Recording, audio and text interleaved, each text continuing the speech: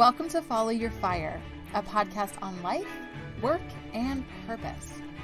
Join us as we reckon with the questions. What should I do with my life?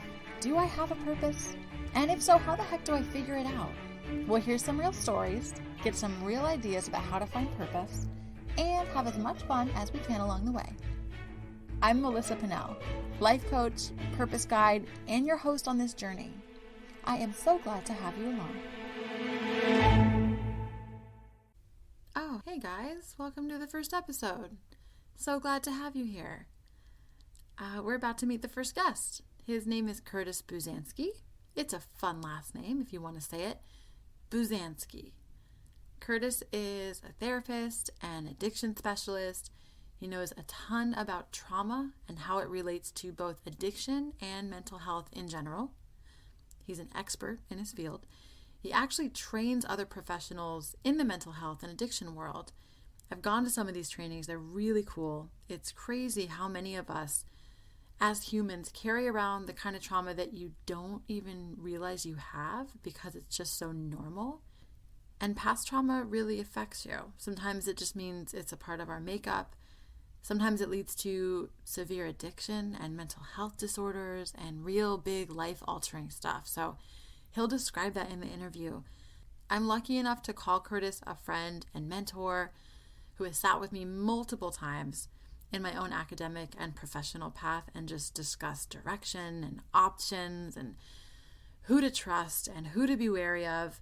And just a disclaimer that he really just helps people to trust themselves, which is a really valuable skill and often what I would walk away from our conversations feeling. So he's a pretty cool dude, very good at what he does. And if you met Curtis on the street, or maybe you went to one of his trainings, you think, okay, cool, this is a pretty collected, pretty professional, together guy. He's probably never been arrested or been a potty mouth trucker or gotten life advice from a reality star, and he probably doesn't have poems memorized. And if you thought any of that, you would actually be wrong on all accounts, because all of that stuff is true. All of that is a part of his story. And I know that now because I got to hear that story. And now you're going to hear his story too. And part of what I'm excited to share in this podcast in general is that other people's stories don't always look the way that we think they will. We only get a thin slice of each other, the present day version for the most part, right? It's the one that you're meeting. When within all of us, there's like this Russian doll of a story where there's these previous versions of the people that others have been, the people that we have been, things we've done, how we got to where we're at today. And it's easy to think we know someone else and that we know how they got to where they're at, when really there's always a story. There's always more than meets the eye. So Curtis's journey took some really unexpected turns, and I think you're going to be surprised at a few different corners. I know I was. I also think you're going to be moved and maybe learn a little bit more about Curtis and yourself by the end of the interview. I am really happy to introduce you to the very first episode. Here is my interview with Curtis Buzanski, licensed marriage family therapist, and my friend. Here you go. Hi, Curtis. Thank you for joining us. It really means a lot. Of course. My pleasure to be here. We have already heard about your credentials and your background, so I would really just like to ask you, kind of just from your perspective, what do you do for work? How would you describe it? I am a licensed therapist and an addiction counselor. My specialty, kind of the niche that I work within, is working with people who have addictions, but also mainly a history of trauma. And so I am trained in a specialized modality called the Comprehensive Resource Model that really helps resolve and consolidate trauma so that it doesn't keep haunting people in the different ways that it can continue to haunt people. I know more about your background, but I just want to point out how important it is that you integrate trauma into your work, because as you write a lot about this, a lot of people struggle with unresolved trauma and maybe don't realize it and don't have a name for it. And obviously the field in which you work, primarily substance abuse, mental health, co-occurring disorders, it really is such a underserved population, I guess I would say. So Yeah, I never sought out to be here. I was a high school dropout, and my drug counselor, when I got sober, told me I should do counseling. And so I didn't know what else to do with my life. So I started doing drug counseling when I was 19 years old. And the more I started working with addiction and understanding my own addiction, the more I saw trauma popping up. mm, And I wasn't adequately skilled to help them, which I don't like doing. I have codependent tendencies. So I wanted to find out how to help my people. So then I started exploring trauma more and really understanding it.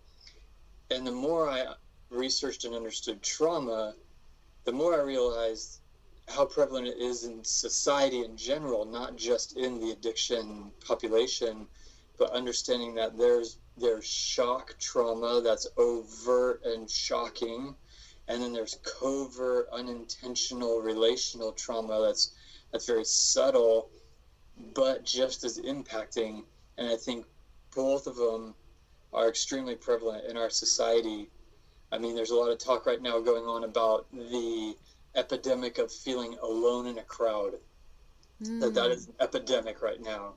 To me, that is relational trauma. That is a trauma of being in relation with others. And so it's extremely, I just see it everywhere. It's hard for me to not see it now. yeah. And I think that covert trauma really is the kind of pervasive, like you said, it's so present, but it's kind of like it's the water that we swim in. People are just so used to living with relational trauma that when you said that, my mind went to witnessing. Maybe it didn't happen to you, but you watched your mom get beat up, or things that people might not feel validate them or are valid enough to head to therapy or start doing some work. So super important work that you're doing. And actually you said something that made me wonder, as a therapist, you're having conversations, and of course you have your work, but then you also have your life and the people and relationships in it, the grocery store clerk, the accountant, I don't know. Do you end up seeing, I guess I might call them symptoms? Like, is it hard for you to turn that part of you off? In certain contexts, it is. In general public, with people I don't know, I can feel it a little better. Like if I'm not consciously trying to protect myself and guard myself, I can just kind of pick up on it. It's kind of a sick joke, like that movie The Sixth Sense, where he's like, I see dead people everywhere. Like, I feel like if I really let my walls down and I just navigated through society, I can just kind of feel and see trauma in people everywhere. Yeah. So I try not to do that. In close friends and acquaintances and colleagues, I'm pretty good at switching off the analyzing mode in my mind. And some people get self-conscious with me, like, are you analyzing me right now? That's exactly what my I'm joke thinking. is always, I don't do that for free. So, and that is comforting, I'm sure.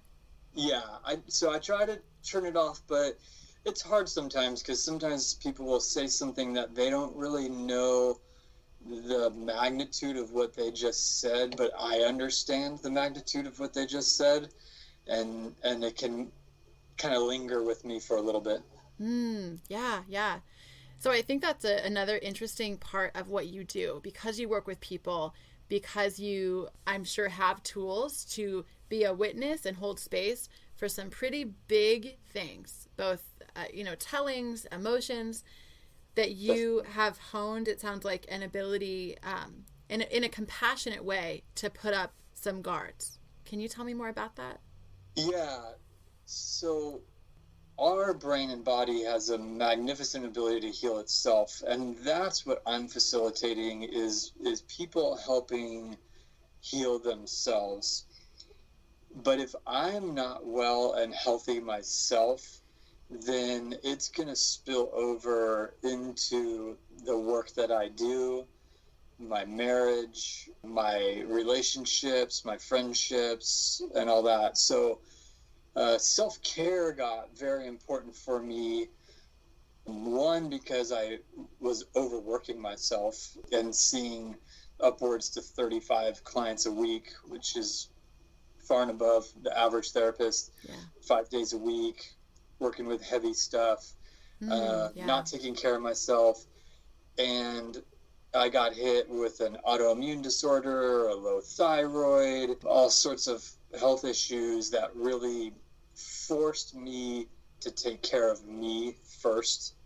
And so that really sent me on a journey. I've always been on this journey. I'm 23 years sober, so I've always been on the journey of working on myself. But the last 3 years have really been about, how do I take care of myself? How do I nurture my body and my soul and protect it? And so I've had to learn how to not absorb energy all the time. I used to think it was a very cool skill and gift that I could be in a room of people and pretty reliably pick up on who struggles with what. But that's not good for me. That's not good for me, and they're not asking me to do that, so that's not good for them. Like, it's invasive. It's not respecting their boundaries, and so I've had to do some work around protecting how I navigate the world and what I pick up on in the world. Yeah, and it sounds like you learned that the hard way, which is I always learned it the hard way. Yeah. Which is how I learn things. You know what, Curtis? I think it's how a lot of us learn things. It would be so nice in some ways to just watch and be like, you know what? That person suffers from compassion fatigue. I'm going to develop these self-care tools before I even go into practice. But it makes sense that it took some time and took some experience. So yeah, pain's a great motivator. I want to back us up a little bit and ask about. I know we kind of, if I could say we started a point in your story, it was when you were, was it 18 when you got sober? 17. 17. So you were really young when you got sober.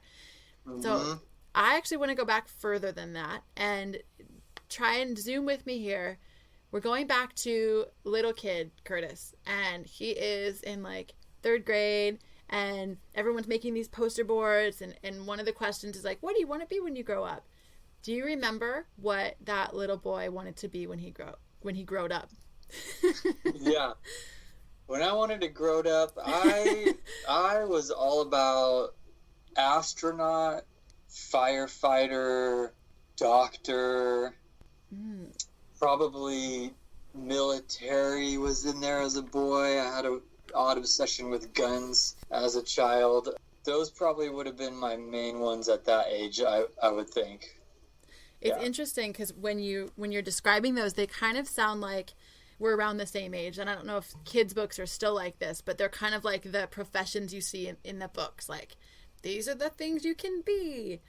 Doctor, a dump truck driver. Like, that's not the most common, but so so there wasn't like any one thing that you were just sure, okay, I'm going to be a fireman. I have my sights set on it. It was kind of like little kid Curtis was all over the place and just sort of knew he was going to do something, but...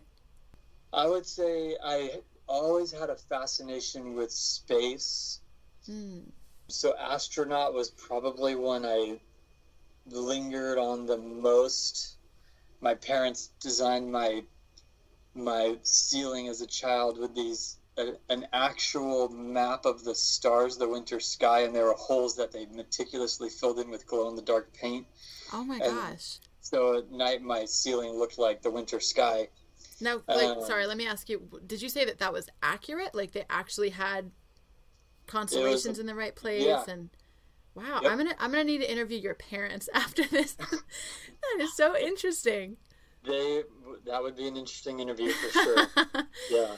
So, and then I think as I got a little older, I really wanted to be a fighter pilot. Actually, I wanted to fly jets. And I learned that you couldn't have bad eyesight. And I had bad eyesight. And I think from there, I didn't know what I wanted to do. And around 12 is when I started getting into alcohol and drugs. So really, that came online, I think, before I even had a chance to think about what I want to do with my life or what I want to be. And so there's not a whole lot I can even think of around even being connected to knowing what I wanted to be when I grew up. Because at an early age, I just wanted to get high. Yeah, yeah. That's pretty young to start down that path. What was going on for you around 12 or 13 that became the go-to? I always say I never felt right in my skin. I always, if I look at my childhood, I actually chased intoxication from very early on. I would obsess about G.I. Joes and just be consumed with G.I. Joes. I got in trouble as a kid for playing with matches and lighting fires. Very antisocial. Yeah. And also a precursor to serial killers, but I don't think that's the path that you chose. Another path I chose. I probably could have headed down that way, but we'll talk I about did that get later. taken to the fire department because I kept playing with matches despite getting in trouble. Sugar, right? I would go and tell my parents I was going to play with a friend and hide at the donut store and eat donuts by myself. Wow. So I just always did stuff like that, and then just felt really like I missed a class everybody got, just kind of out of place. Like I didn't come with an instruction manual, and had a difficult transition to a middle school and was getting bullied. And I remember this guy, Frank Kosmeyer, I'll never forget his name. If you're listening, Frank Kosmeyer, you better get yourself in check. Well, he was the good one. So Frank Kosmeyer actually came and defended me. Oh, thank you. Okay, came and defended me, and he was wearing a flannel around his waist with a Metallica shirt. And this is so 90s. Right? Asked me if I smoked weed. Of course, I said yes, even though I didn't. And it just kind of took off from there. And what I found with alcohol and drugs is 3 rewards. One, the intoxication felt good. 2, it eased a lot of my internal discord, anxieties, and feeling out of place and all that. And then that culture just took me in. Come on in. We don't care. I was super awkward and dressed weird and didn't know what to do. And they just wrapped me up and took me in. Yeah, that acceptance, that's so important, really, to us just as human animals, but especially at that time that we, right after puberty, when it's like, it feels like life, literally life. So absolutely, if that was the group that kind of took you into the fold, it makes sense that would be a part of what drew you in. And I would love to just, maybe that's another show where we just talk about the journey in addiction, because it is wrought with, I think you'll agree with me here, often that's where some trauma is accumulated when you're out there. Oh, absolutely. It's so often can be, and I'm not saying this is the case with you, but can be caused by trauma, can accumulate trauma. Either way, you started using drugs around 12 or 13, and then it sounds like went, hardcore for about 4 years. And how did sobriety come into play?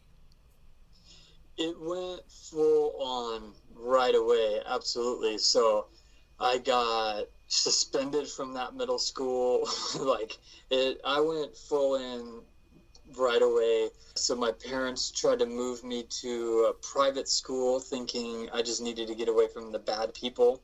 And I just found rich people with more money and more drugs. And I got kicked out of that school and went to another school and got kicked out of that school, mostly for just not even going. I became extremely truant, and then was kind of supposed to go to this continuation school for the really bad kids, right? And pretty much got kicked out of a school district, so they didn't really know what to do with me. And right around that, so I'm in this limbo of at home, nobody knew where to put me. And I'd already been arrested a bunch of times, and the cops were at my parents' house every weekend. It was awful on them. I had run away and done things like that. And I decided to break into a house to try to get some weed. And got caught. They came home while I was there. And my parents, 2 days later, sent me away to rehab. And it was my third burglary offense. So they were going to try me as an adult at the age of 17. Wow. And so I knew I needed to take it serious. I had tried, like, I need to quit doing hallucinogens and just smoke weed. I need to quit smoking weed and just drink. I need to not do liquor and just drink beer. I knew I was out of control, but nothing ever worked. So in my mind, this was like, I'm just going to reset, get some people off my back, and maybe drink when I get back home. And I had this weird realization a couple weeks into it after I had kind of a hallucinogenic-induced psychotic break in there, like, which wasn't fun. You know what's funny is I thought you were going to say spiritual experience and obviously they both happen from these hallucinogenic trials that people go on. And so it's fascinating to me that the psychotic break taught you quite a bit, which you were about to share. So after the psychotic break, I just wasn't in any place. I was not grounded in reality. I'd done way too much LSD. I was constantly hallucinating. It finally tapered off, and what I realized about 2 weeks into it is my life was already significantly better, and I had done nothing but just stay sober. And my family was talking to me again. I felt better. Life was feeling better, and I hadn't even done anything. And that was when I had this moment of like, maybe I should put a little more into this. But of course, at 17, thinking about staying sober the rest of my life was mind-boggling. Oh, yeah. And so if I had a spiritual awakening, the awakening I had was realizing during this one talk that it just needed to be like 10 minutes at a time. 10 minutes at a time, one day at a time. Like, I just don't need to do that today. And that finally resonated with me, and that instilled enough motivation to keep going. And then by the end of my stint in rehab, I had enough healthy fear around relapsing that it also motivated me. The day I got back, I went into a meeting, and they found me a clean and sober high school that I went to that had drug counseling and group counseling. I didn't even know those existed. As far as I know, there may still be one in San Rafael. That's where it started. The one in Santa Rosa where I was at closed. There wasn't enough funding. But I don't know if I would have stayed sober had I not gone to that. I mean, high school was my bar, right? That's where I dealt drugs, bought drugs, met my people, and that would have been hard. No, totally. So much in what you just said to me, I just kept thinking of the butterfly effect of just how these relatively small decisions, 10 minutes at a time, accumulated for you because they did. And actually, I did want to go back to something you mentioned. You had 3 burglaries and you were going to get tried as an adult, but I don't think you did. What happened there? So I'm not a great criminal. I broke into a family friend's house, and they agreed if I finished probation, they would not press charges. Okay. And so that was a big motivator for me. And they eventually dropped the residential burglary charges. I was already on probation. And so I completed it, and those charges never got pressed. Once again, butterfly effect. And I bring that up over and over, not to say that you wouldn't even be sitting right here, because obviously we don't know that. But I do think it's fascinating to look at all of these small instances that stacked up and did dictate your path. And it sounds like, just from what you shared about those intense addiction years, you experienced quite a bit and enough to use your words, have a healthy fear. And how powerful to have that at a young age. But Mm-hmm. but with that, life keeps going, right? So Yeah. so you went to rehab. What is your sobriety date? September 29th, 1996. That's right. That's right. Yeah. So you're 17, you're sober. Let's go to the point that you're done with high school. And what did you set out to do? I know you mentioned already that the addiction counselor was like, hey, you'd be good at this. Was that something that happened right away? Or did you spend a couple years working at a surf shop? Or like, what was that? Yeah, I got out of high school and I was actually a busser at Johnny Garlic's working for Guy Fieri in Santa Rosa. Seriously? He hired me on and gave me a shot when I had no work experience. And See, this is a part of your me. path I've never heard of. I'm so glad to be asking you these questions. Yeah, he was. This he is was pre-diners, drive-ins, and dives? That guy, yeah. Okay. Yep. And he actually, I feel I'm pretty special now. I've had a lot of important people in my life along the way teach me something. He taught me a lot about work ethic. I didn't have work ethic. I had drug ethic. I knew how to lie, cheat, and steal. I was really good at that. I did not know how to show up and be accountable and work hard. And he was really good at teaching me good work ethic. Yeah. And even kind of inspired me to quit smoking. I remember I went to go take a smoke break, and he saw what I was doing. He just looked disappointed. And I was like, oh, no. My boss is disappointed, I want to quit. So he had a positive impact on me. And during this time, I was in an outpatient program in Santa Rosa called Kids Off Chemicals. And it involved individual, group, and family counseling. And I had pretty much completed most of the program. And at this point was just doing the group counseling each week. And I'd been doing it for a little while now. Probably a couple of years, and my life was starting to get busier. I also got a job at a hardware store and was starting to work full-time as a young adult, and wanted to quit coming to the group because it was inconvenient. And the counselor probably knew I needed to keep coming, but framed it as, I'd hate to lose you. Can I pay you as a peer counselor to sit in on the group and co-run the group with me? Wow. And I was like, sure, and this was like 1998, probably at this time, 99. He offered to pay me $20 an hour. Oh my goodness. Big money. We were all making like $7 back then? Something. So I said yes, I was super honored, and I didn't know what I was doing. I would just show up. But I remember this one day, it was the group with parents and kids where they're all there in the group. And at the end of it, he turned to me and he said, you ask questions that people go to school to learn how to ask. You should do this. Wow. And I had no clue what I wanted to do.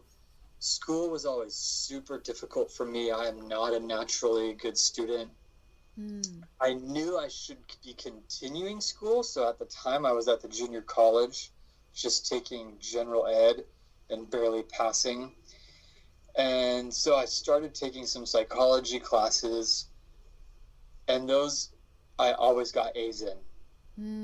Every other class I struggled to get more than a C, but all my psych classes I got A's, and it fascinated me. Yeah. And I initially thought I actually wanted to do criminal profiling and forensic psychology. And that was kind of my goal for a long time. And then I realized you spend a lot of time in a courtroom with those, and I didn't really want to do that. And so I kind of made a jump to pursue clinical psychology, and I moved to Sacramento to go to Sac State. Shortly after that, I started going into at-risk high schools and group homes with foster kids and doing drug counseling and anger management with them. And that was more, I wasn't as much of like just kind of a peer counselor at that point. I was an actual AOD counselor. Once I got in that role, I knew that's what I wanted to do. That's when it really was like, this is what I want to be doing. I'm hungry for this. Yeah. Let's stop at that point, and I want you to, if you could, talk more about that feeling. You were just describing kind of the thoughts that came along with it. So I think that point is a mystery for a lot of people, as in, how do I know this is enough of my passion? This is that I'm passionate enough, that I'm interested enough to walk further down this road. So what did it feel like for you to have that kind of come into focus? Oh, great question. How could I describe that? I think how I could describe it is it just fit right. Like it fit right. Like I tried on something and it was like, this fits right. And I was never a great athlete, so I don't think I can really experience what athletes refer to as the zone. But in a sense, that's also what it felt like is, oh, I'm here, I'm in this zone, I feel confident, capable. Sure, I had some anxieties and insecurities still. I was brand new. But this feels like where I'm meant to be. And it seemed more authentic, genuine, and natural than anything else I had done. I had changed my major a bunch of times in college, probably 8 times. I would change it to, I did still try to go after firefighting.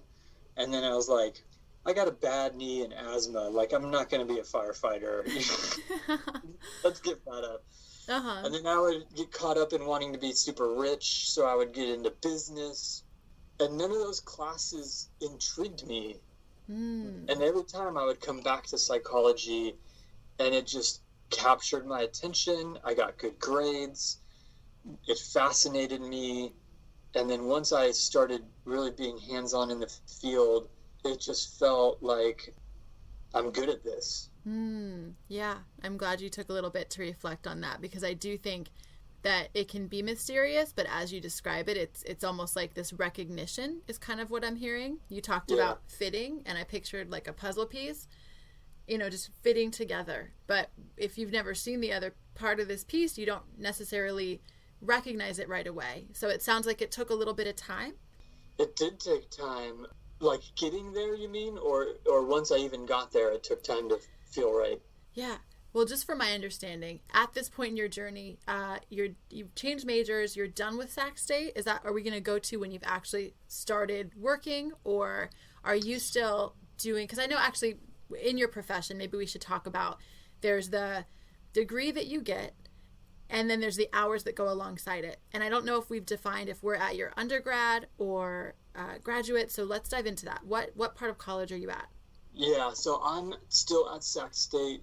But I was a drug counselor, so I had a certification to be a drug counselor, not a therapist. So I was at Sac State as a drug counselor, going into these group homes and really kind of rough at-risk schools and running groups within the schools and group homes on drug addiction, substance abuse, anger management, communication, all that, while I was pursuing to get my bachelor's and then ultimately enroll in my master's program.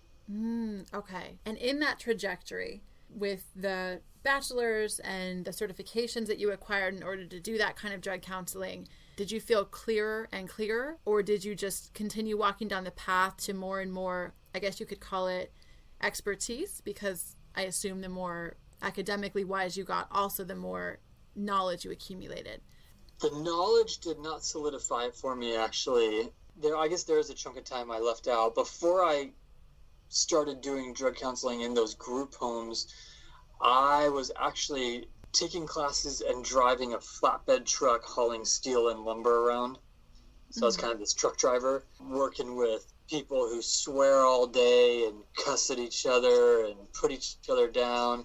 Nice. I do remember specifically coming home to my wife one day and being like, how am I ever going to be a therapist? We call each other horrific names and put each other down and talk about how feelings are bad. And I was like, I'm not going to be able to do this. So I did have a lot of fear around, can I even do this? And she kind of was like, you'll do great. Like, just keep going. And then when I got out of that line of work and started doing the drug counseling is when it really solidified it for me of, yeah, this is where I want to go. And the undergraduate knowledge wasn't really super stimulating for me. I think my undergraduate GPA was like a 3.2. It still was kind of difficult for me. When I got to my master's, I graduated with a 4.0. It was like, this fascinates me. This is applicable. I can use this. And I soaked it up, and I did really well. And that launched me into kind of a new phase, as well as launching me into meeting a new mentor that really took me to another level as well. Well, thank you for kind of unpacking that. And actually, I'm glad I sort of stumbled onto the talking about knowledge accumulation, showing you, oh, this is what I'm good at, because it wasn't that. It sounds like it was I'm sure in combination with becoming smarter in this particular area, but the trucking experience is interesting to me because it sounds like you had these very kind of juxtaposed parts of your personality. Yes. And I think that's important because a lot of us have those. I mean, we all have those. We're humans. Yeah. And I actually experienced the same thing, just working in mental health, in wellness, which I don't like that word, but thinking, oh my gosh, can I not joke like this? Or can I not like think this really crass humor is funny? Because it's in complete opposition to healing or acceptance. And so I'm glad you touched on that, for one, just because it shed a little bit of light on something you had to overcome, which was this thought of, can I turn and pivot and do well in this very wellness oriented field? Yeah, definitely. So unless there's anything you want to add, I want to, so we're past college. You've officially gotten your master's. You're getting your hours. You mentioned actually you met a mentor. Do you want to talk about that a little bit? Yeah. I think that butterfly effect that you were speaking about earlier really plays out in my life really well. I would always panic about the future. How is this all going to play out? How is this all going to play out? And I think that's where recovery really helped me of, let me focus on what's right in front of me and do the next right thing. Let me just finish this homework assignment, this class, this semester, this.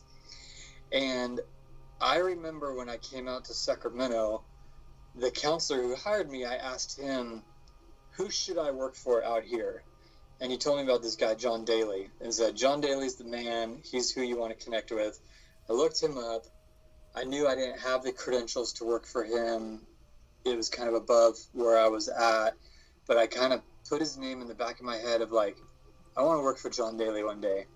Well, I graduated Sac State, applied to a master's program, University of San Francisco. I'm about halfway through it, and I see that John Daly is going to be my next professor talking about substance abuse. And I was like, what?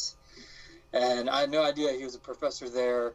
Yeah. He comes, we hit it off, and he hires me as an intern within his program, which was a dual diagnosis outpatient program for adolescents and young adults. And that really just unfolded very naturally. I think if I would have tried to make that happen, I would have ruined it. But I just kind of did that 10 minutes at a time, what's right in front of me, and try to keep my eyes open to what unfolds. Yeah. And that just unfolded so naturally. And then he really took not just my professional development, but I think if you want to do good in this field, you have to keep personally developing. And it took my personal development to another level as well as my professional development. I'm just going to note really fast, the leaf blowers are outside, and I'm really hoping it doesn't affect the recording. So okay, I don't hear them on my end. You don't? Okay. For a second I was like, should we stop? But if you don't hear it on your end, honestly, it should probably be fine. Screw the leaf blowers. They ruin my life every day.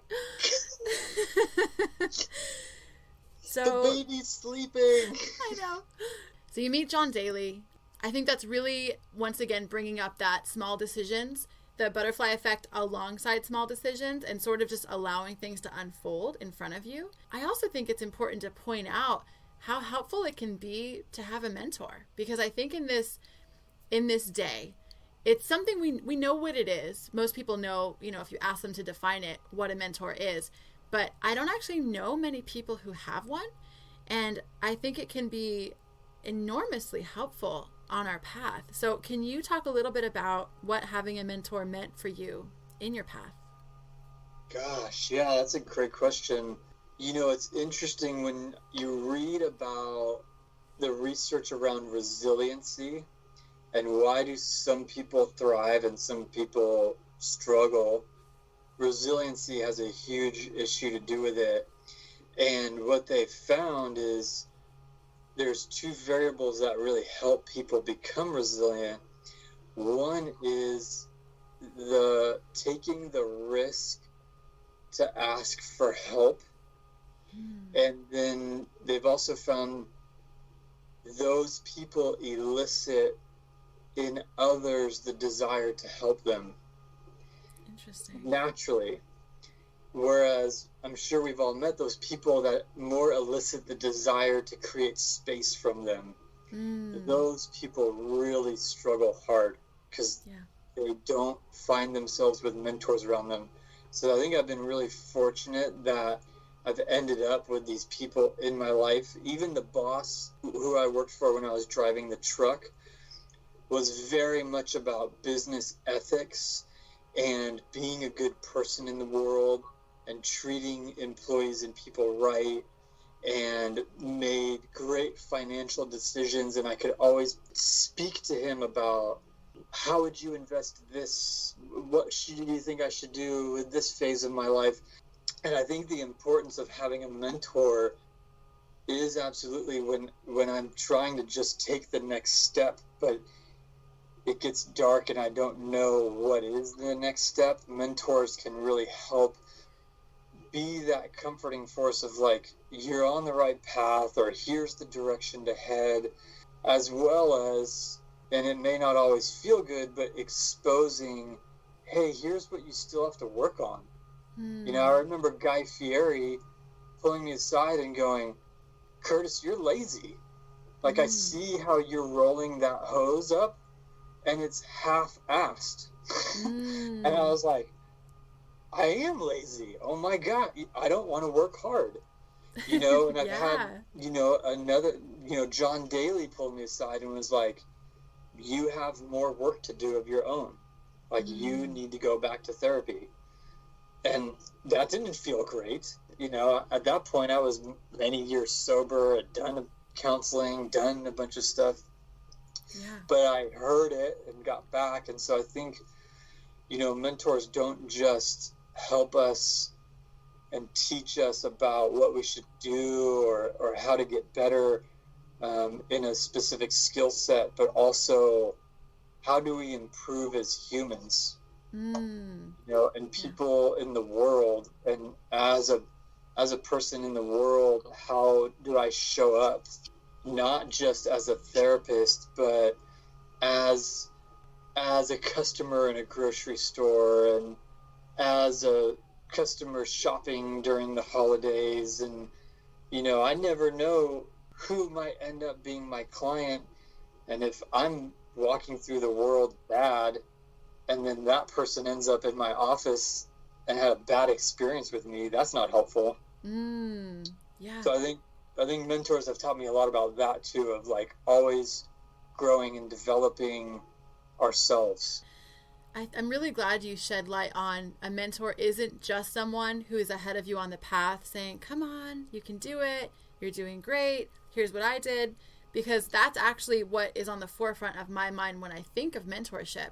But how true is it that it's so much more helpful to actually have someone that'll be honest with you and ask you to do better for your sake? Go back to therapy. That's a pretty big thing for someone to say. And obviously the way I just said it is a little harsh, but I'm wondering in that moment, this was years ago at this point. How many years ago was this? That would have been like 2010.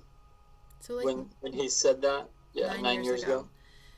In the moment, how did you handle it? Were you very accepting and sort of like, you know what, you're right? Or was it kind of hard to hear and you had to go talk to your wife about it and sort of huddle and then come back to it?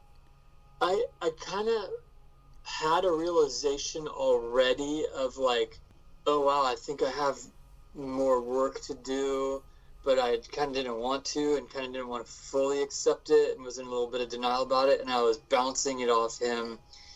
And so he was like, yeah, you got more work to do. It's pretty much like that. And my immediate response was to not do it, but I had to check that because I ask people to do it.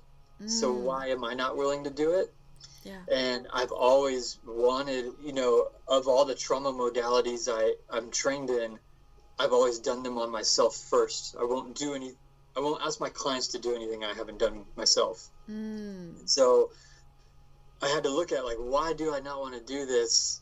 And at that moment, what came to me was, like, I don't like feeling small. I felt like as a counselor, I liked being in that role, which is interesting because I don't view myself as a figure of power as a counselor. I'm actually I think of myself as very much on the same plane as my clients. I'm no better than them, but it felt vulnerable and weak to think about having to go back.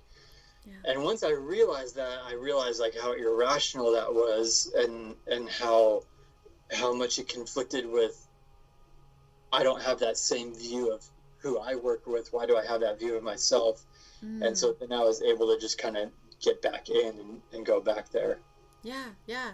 Well, thanks for kind of going back to that moment and slowing down and taking us through the process, because I think that's another difficulty in understanding. And I often speak from the perspective of my former self. And I think, well, either I'm this person or that person.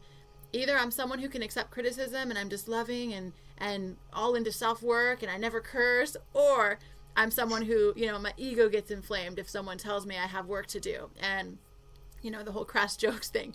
And really, someone said something that might have like popped up hey, I've already gotten this far down the path. I'm doing this, and this right. And so at first, I think that pause is important, that it's okay to have both of those reactions. And once again, to keep just doing the next right thing and the next right thing.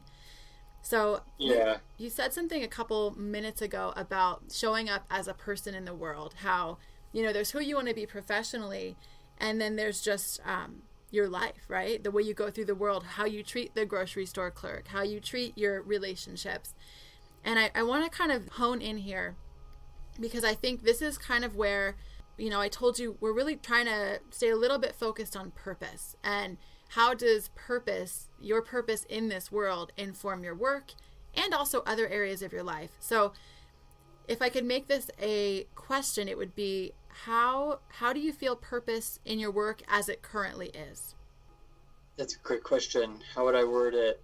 I feel like my purpose, so my philosophy is, within us all is a true, core, authentic, good enough, lovable, healthy self.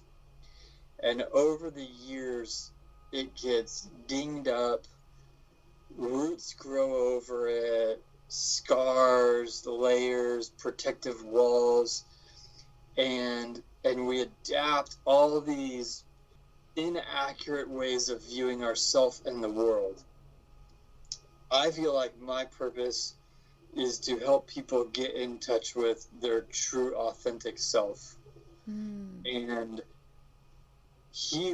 help them heal everything that gets in the way of that so they can thrive. That is my purpose. And that carries over how I navigate the world. Is I heard this guy, Andrew Chapman, put it well, that we're all just actors and going through the world acting out our wounds and our wants. And if I can navigate the world with that perspective of this person is just acting out their wounds and their wants, I can really bring compassion and patience and love into pretty much any situation. And I feel like that is another purpose of mine, of just to really help people be kind and gentle to themselves, that we're all just trying to navigate this human experience, that from the start, the truth is we're going to suffer. And how do we walk through that? Yeah. And so I try to be a safe, grounding force in the world that's not safe and grounding. And that, Curtis, is why we call you the spiritual samurai. I think that's what we call you. I love that. I think that that was all very important. And I do see how it isn't like there's this compartment of work, this compartment of home, this compartment of maybe self-development for you, that in general, that it sounds like the quote by Ram Dass kept coming to my mind. We're all just walking each other home. And that's what I heard. Allowing for the humanity is really, you know, when you think about the wounds and the wants, like that's the human experience acting itself out in some not so pretty ways a lot of the time. And definitely. So I think that's a really great way to put it. So let's imagine for a second that you don't just have this one life. You actually have 5 different lifetimes, complete lifetimes, to do 5 different things. What are your alternative lives? It's funny because as of like a couple of years ago, when I was starting to get burned out, I started thinking about, okay, what is my exit job? Like, if I'm going to bail out of this career, what am I going to do? Truck driving. I wanted to fly a helicopter. Oh, okay. I would love to learn how to fly a helicopter one day. The idea of it just fascinates me so much. And I actually looked into it. It's quite expensive to become a helicopter operator, so that's not in my near future, but sounded really interesting. Yeah. Well, this is a completely alternative life, so you got all the time. We're talking alternative lives here, though, not just in this life, an alternative career. Exactly. Alternative life. Man, that is tricky. I think the idea of an explorer just sounds really fascinating to me too. Like I often think about when I drive through the Sierra Nevadas or the Midwest, or I'm in the forest, and I think about the people that came across the plains or like forged through these crazy terrains with total uncertainty of what's on the other side of it, that created a huge new blooming part of our history. That boggles my mind of how they did it and survived, and has always interested me. So and then there's the Donner Party too. There's the Donner Party where it went terribly bad. Yeah, let's just touch on that. But I love that.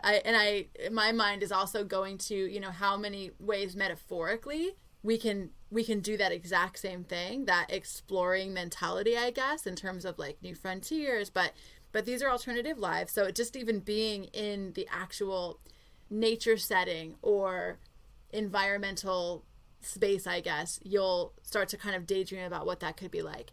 Do you have another one? I would love to work with animals. I love animals. I'm very good with animals. The idea of like just taking care of animals at a zoo or something like that sounds great to me. Like I could be around animals all day long. So these are really interesting to just hear about, partly because we do only have one life, right? As far as we know. And I love getting into the spiritual talks of reincarnation and what this life could mean. But all we really know for sure is this one. And I think something I come back to a lot, not to be a downer, but to be as realistic and forthright as possible, is that we do make choices as humans, and some choices cancel out other choices, right? Yeah.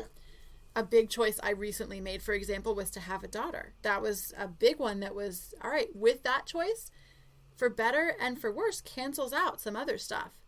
Right. And so I bring that up to say these alternative lives, what I often like to ask people to do is think of these alternative lives and then see either A, where they already show up for you.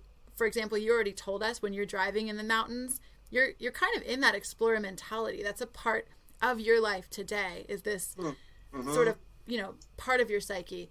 And if it doesn't show up, to find ways to make it, right? Like if you were someone who wasn't anywhere near animals, but you love them so much, then I'd be like, Curtis, you should totally get a dog, which you have dogs. But so Do have two, yeah. find some way to integrate these into your life. But I bring it up too because once again, I am all about pursuing your heart, right? Like follow your fire, follow that inner spark that is, as you were describing, we each have these kind of unique selves. That's kind of the words that you were using, gifts. And also, by fully actualizing this one gift, it might mean that you don't actualize this other one, right? And that's totally okay. So I bring it up not to be a downer. I also want to ask you, with consideration to those alternative lives, what were some things that you said no to in order to say yes to therapy? That's a great question. So what have I had to give up or compromise, lose in order to gain this? Choosing the path of a therapist in private practice, I think that's an important distinction. I could have chosen to go work for Kaiser or a hospital, and what they provide is security and stability and predictability. As a therapist in private practice, I'm my own boss, which is great, but I depend on me. Like, I have to make it work. So I definitely had to compromise security. I don't have health benefits. I don't work for a company that provides benefits. I don't get holiday pay. I don't get paid vacation. It's hard to take a vacation longer than a week. People depend on me. I depend on them for livelihood.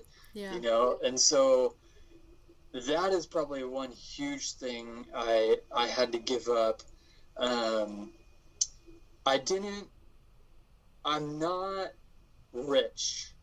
I feel abundant in my life, and actually as a therapist who's really only been licensed, I've been licensed since 2013.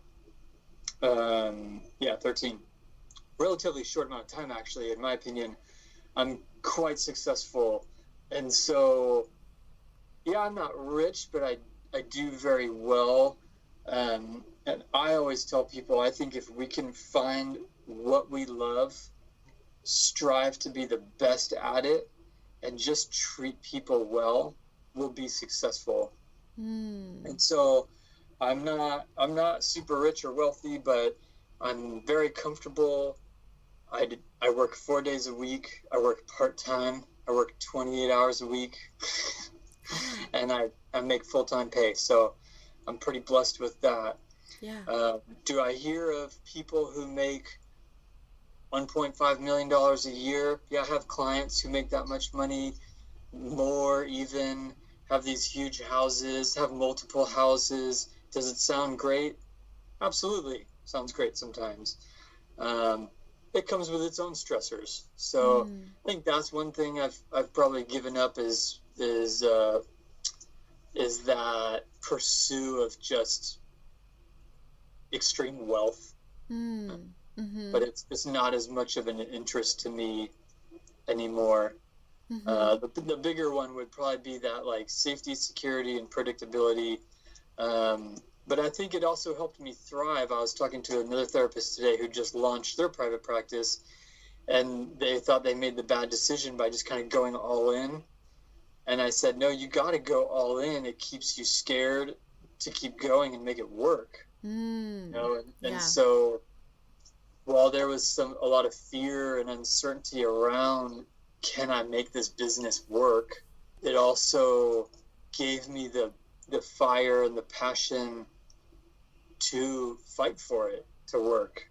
and I had to just go all in to do it. Yeah. Well, you just answered a question I was going to ask you, and that is, I don't know if you've ever heard the term shit sandwich, but it's said, it's been proposed by Mark Manson, an author, that every job has like 2 fluffy pieces of really yummy white bread, and it's the 28 hours a week. It's the fulfilling feeling you get when you watch someone transform. Totally. And, all of the benefits. And then the shit in the middle is, you're right, like no health benefits, the sense of security, holidays. And I just, once again, I love to talk about that aspect because every job has it, even the ones that we all dream about, and I never really wanted to be a rock star. I can't sing, but I know that's like up there as far as this ideal. Lots of little kids are like, I want to be a rock star. And even the rock stars, from what I hear, they have to travel. They're not next to their family a lot of the time. There's this, questioning of, do you love me for me, or is it just my mad lyrics? Whatever it is. Right. Every job has that. So it's really important to touch on. So thanks for doing that. And that's a theme of life, right? Like what you're talking about is paradoxes and double binds, and I think we can get too stuck in this idealistic way of living that everything should be good, but really good and bad can coexist, right? We can feel grief and love at the same time, happy and sad at the same time, angry and calm, and life is actually more about the paradoxes than it is about it not being paradoxical. Like, we're here to live as we're dying, and it's like, that's what life is. And then what do we do with that? There's a great poem called One Summer Day, and the end of it, she says, and what will you do with this one wild and precious life? It's like, every time I hear that line, I'm like, this is one wild and precious life. Like, what am I going to do with it? I have that quote. I never knew it was from a poem, but it's a cool poem. I'm going to look that up. I think that was all really important. And I guess it is kind of what I'm dancing around as well. And as we, talk about life and work and purpose and how these kind of intertwine, I think just keeping that in perspective, that it is paradoxical, and in finding something that you feel immense purpose for or tremendous passion in doing, there's also life, and it isn't always easy, and it doesn't mean that it's going to feel good all the time. So I think that's a really important point to touch on. And you talked about, you had a conversation today, it sounds like, with a therapist who just went out on this limb and opened her own practice. And I think that limb is an important one to kind of discuss when you're on it and you're feeling all of this fear and uncertainty, which I know you've been on because, like you said, you're in private practice, and though your practice is thriving now, it wasn't always. So what are some tools that you might suggest or have used to take those leaps and to keep going? I think definitely going back to, if I look back on my life, a lot of what I've done is try to build relationships. And sometimes I did it not really knowing I was doing it, but looking back, I realized I did it. I was not a great student, but the letters of recommendation I got from people really helped me a lot. The school told me that because I built these relationships with one of my professors and an important person in the community and my old counselor, and they were able to vouch for me. And along the way, I've built these relationships with people who then, when I'm scared, uncertain, struggling, they're resources for me. Not in the sense that I use people, but it sets me up for success if I can be in relationship with people and foster authentic, caring relationships that I'm not doing it all along. So when I launched into private practice, I had already nurtured a lot of relationships with people in the community by spending time calling them on the phone and talking to them. If it was a psychiatrist or another therapist or a doctor, informing them of how the session went that week and just fostering this relationship. So by the time I was ready to branch out, I had so many people offering support and help, and do you need to sublease my office, and do you need furniture, and here, I'll help you study for your licensing exam. And I had people just willing to go out of their way to help me, that I felt supported in it. It felt possible. It didn't feel as risky and unsafe. There was risk to it, but I felt confident in it. Yeah, yeah. And I will just point out that, I think you made it a point to say, like, it's not like I was using people, because it's not this fostering of relationships. It's very much this, I guess I almost think of it as like nourishing to yourself. And also, just today, you were on the phone with someone in that same place. And Curtis, you've totally been that person for me. There's many times I've called you and had, a flurry of questions about uncertainty and what do I do and how do I get past this. So I will just point out that it's the gift that keeps on giving. This act of, like, maybe other people were sort of service to you, and you also do the same for us. So yeah, I try to. I think that's a good point. I think that's one of the distinctions. I'm not just trying to take resources, but I'm also trying to give back as well what's been given to me. Yeah. So I would like to sort of wrap up with a question that I think is important. You can think of this as your former self. You can think of this as my former self. But if you were to talk directly to that person who is uncertain what the next step they should take is, and this person could be 18, they could be 50. Ultimately, they're at a place of, I want to move forward in my life, and I don't necessarily know what direction to go in. I don't know what to do next. What would you say to them? For me, I always think of it as, this is a one wild and precious life, and it is short and also long at the same time. We on average live 80 to 90 years old. Let's be happy for 80 to 90 years, right? Like, or at least 50 of them. Like, let's be happy. So really going inward, where does your heart always go back to? What is your passion? What is it that excites you, that you're passionate about? Even if it may not be the most secure or the most rewarding financially, or it's difficult to get to. My path was not easy to get to. I had to do a lot of hours and a lot of tests, and it was difficult. I just want to point out, you started down the path when you were 17, and what year was that? Was that 1996? So 1996. You got officially credentialed and licensed in 2013. 2013. So, took me a long ways. I just think that's worth kind of reciting, because it does, we're talking for an hour and a half, and it sounds like this, and then this happened, and then it's this natural progression. Totally. So just to hone in there. And that's a really good point. Yeah. Most of it was grinding, working full time, school part time. It took me a really long time to get through that. But as the result, I don't ever feel like I'm working. I don't feel like I have a job, where I'm like, womp womp, I got to get up and go to work, oh, it's Monday. I don't get the Mondays. And I'm fortunate enough to have a thriving practice where I get to really pick who I work with. So I love my people. I love working with them. I love seeing them. I love helping them.